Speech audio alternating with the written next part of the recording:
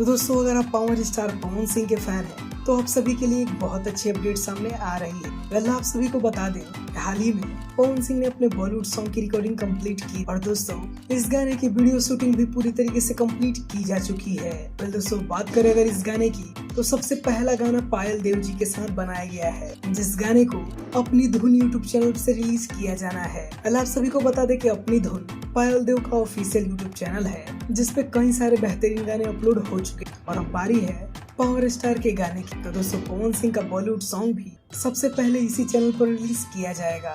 इसके बाद पवन सिंह के और भी कई सारे बॉलीवुड सॉन्ग आने वाले हैं जो कि वायरल ओरिजिनल और टिप्स म्यूजिक से रिलीज होंगे और दोस्तों उन पे भी बहुत जोरों शोरों से काम शुरू हो चुका है। और दोस्तों इस बात की कंफर्मेशन कल पवन सिंह लाइव आकर आप सभी को बता चुके। तो आप सब पवन सिंह के इस बेहतरीन सॉन्ग को सुनने के लिए कितना ज्यादा एक्साइटेड हैं ये हमें कमेंट में जरूर बताएं। और अगर आपको ये अपडेट अच्छा लगा हो तो इस वीडियो को एक लाइक जरूर करें। दोस्तों ऐसे ही बेहतरीन अपडेट पाने के लिए आप हमारे चैनल को भी सब्सक्राइब कर सकते हैं। Thanks for watching.